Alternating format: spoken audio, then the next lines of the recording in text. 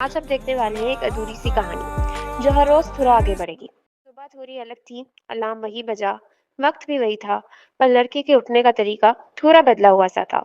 आंखें खुलते ही उसके दिमाग में कोई सपना या कोई ख्याल क्लियर नहीं था, बस एक अजीब सी फीलिंग थी, जैसे कुछ मिस हो रहा हो। पर क्या, ये समझ नहीं आ रहा था। वो बेड पर कुछ देर चुपचाप लेटा रहा, फोन उठाया, टाइम देखा, फिर धीरे से उठकर तैयार होने लगा।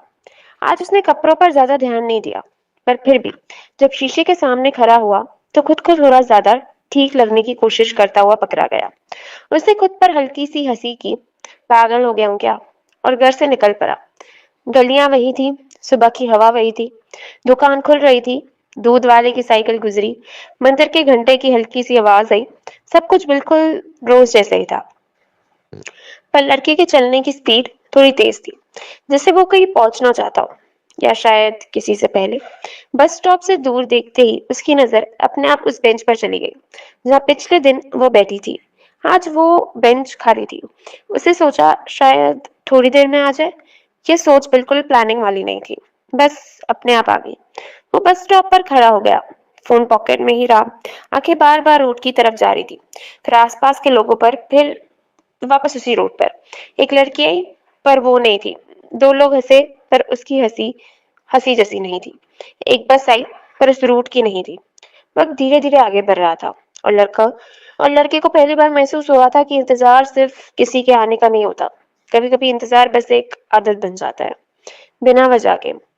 उसने खुद से सवाल किया, मैं क्यों देख रहा हूँ? जवाब नहीं मिला। शायद इसलिए क्योंकि कल वो थी, या शायद इसलिए क्योंकि एक पल ऐसा था जो आम दिन जैसा नहीं था। बस स्टॉप पर भीड़ बढ़ने लगी, शोर बढ़ गया, पर उसके अंदर कुछ और ज्यादा शांत हो रहा था। जैसे वो किसी चीज को एक्सेप्ट कर रहा हो। फिर उसने सोचा, हो सकता है आज वो नहीं आएगी, और इसी ख्याल के साथ उसके सीने में हल्की सी जलन सी हुई, जो दर्द नहीं थी, बस एक एहसास थी। एक बस आई, उसका रूट वही था, लोग चढ़ने लगे। उसने एक बार फिर पूरी जगह देखी, बेंच, रोड, पीछे का फुटपाथ, पर वो कहीं नहीं थी। इस पर उसकी आंखें ज्यादा देर तक नहीं रुकी, बस एक छोटा सा सांस लिया और बस में चढ़ गया। बस चल पड़ी। शीशे के बाहर वही, उसकी नजर बाहर कम और अंदर ज्यादा थी। उसे याद आया कैसे कल एक छोटा सा थैंक्स सुना था, कैसे बिना बात के एक मुस्कान मिली थी, और कैसे बिना अलविदा के दोनों लोग अलग हो गए। उसने सोचा अगर वो कल आई थी तो हो सकता है कल फिर आए। और इसी सोच के साथ पहली बार उसने मान लिया कि ये सिर्फ इत्तेफाक नहीं था, कम से कम उसके वक्त के लिए तो नहीं था। बस से उतरते वक्त आज उसने पीछे मुड़कर नहीं देखा, शायद इसलिए क्योंकि आज वो नहीं थी, या शायद इसलिए क्योंकि वो खुद को ज्यादा उम्मीद नहीं देना चाहता था। शाम को घर लौटते वक्त दिल बिल्कुल नॉर्मल था, काम, थकान, चाय, सब वही बातें।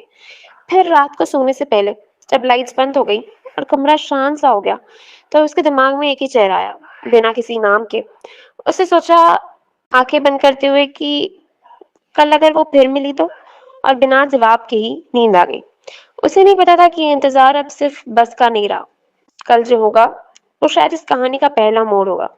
ये कहानी अभी अधूरी है। अगर आगे का सफर देखना है तो इस कहानी के साथ जुड़े रहना। अगर आपको ये कहानी पसंद आ रही है तो इस सफर के साथ बने रहिए।